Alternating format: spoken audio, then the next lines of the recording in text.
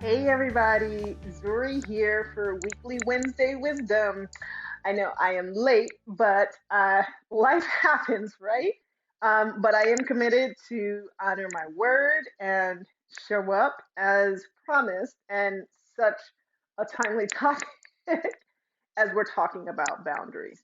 And boundaries, I don't know about you, but it's something I find is so critical to having a balanced, joyful, and sane life.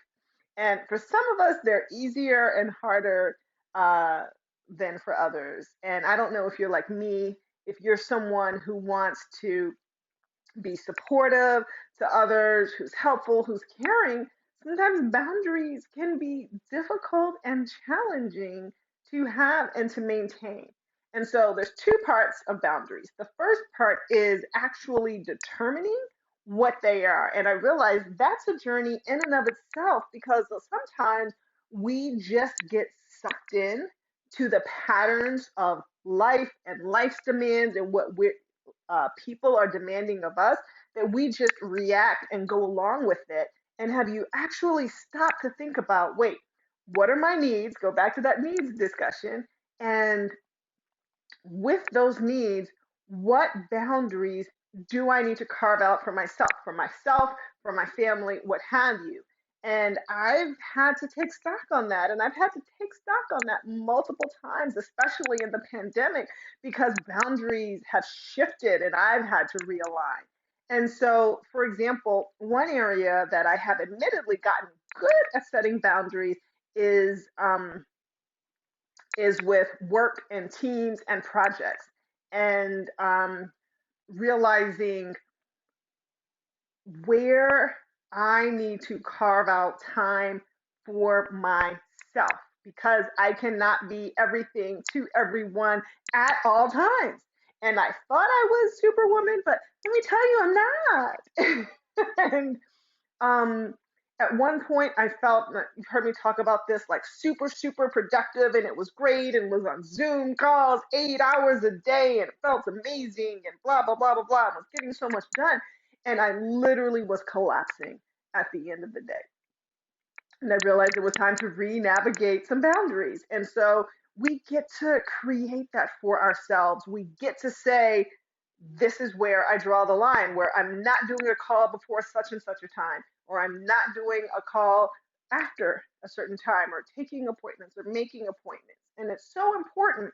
Um, at work, at home, what we're doing for our partners, for our kids, for others, where you get to say, nope, this is mommy's time, or this is time, this is parent time, whatever that looks like.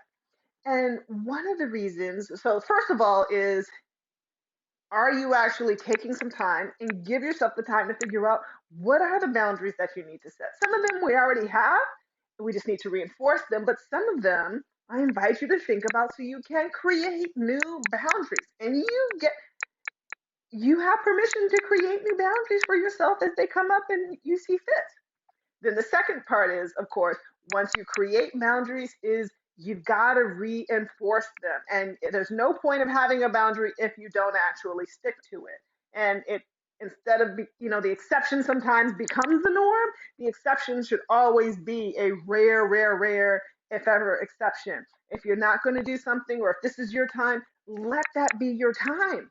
Because here's the thing: we have we have unconscious agreements with people. We are always in agreement. And so sometimes we set agreements that let people know, oh, I'm going to say this is my boundary, but it's okay for you to come up with this reason or this or that and cross it, and I will break my boundary for you. There's a lot of times moms have many unconscious agreements with their kids. We try and set boundaries, but if you do this, if you wail, if you do this and this, I'm going to break my boundary. And the kids learn that, and then we get set in these cycles that no longer serve us. So sticking to the boundary is the hard part, is the super tough part. But what happens when you're doing that is you're not just gifting yourself the grace of actually being able to receive from whatever it is, that boundary that you've set. But you're also retraining these agreements. You're shifting the relationships that you have with others. Now, I know for some, that shifting might actually is be why we don't create it, because we're afraid, oh my gosh, what are people going to think? Are they going to judge us? Are they not going to like me anymore? Are they not going to love me anymore? But I encourage you to think about, but what is the price you're paying by not setting those boundaries? And what are the challenges that you are experiencing? And then might even with others. Are you setting up codependent relationships? Are you not empowering others to give them the space to actually rise up to where you need them to step up? Whether that's colleagues, family members, friends, etc., because you keep allowing this boundary to be broken. So that's one thing, is think about what is the cost that you're paying for that. The other thing to think about is, and here's where we get deep, if you are not maintaining those boundaries for yourself, why is that? What are you getting out of not maintaining those boundaries? Because when we don't do when we don't do the things that we actually want to do and say we need to do and want to do, there's something you're getting out of that. And here's where it takes, looking at the hard picture. So, for example, with work, when I was breaking my boundaries of letting people take meetings, when I was carving out time where I said I will not do more than 2 meetings back to back, and then I have to give myself a break. But then people would say, oh, but this was important. I just need this. I just need this. And so I would take those meetings. What was I getting out of it? Because when I broke my boundary, I was getting something out of it. And so that's where you got to get deep and honest with yourself. And for me, what I was getting out of it was I was feeling important, but they need me. I'm the only one who can give this information. My work is so valuable. My knowledge is so valuable. That's why I'm willing to give that, because I was getting filled by that. But like I said, is that worth the cost that you're paying? The cost of exhaustion, the cost of burning out, the cost that keeps building up.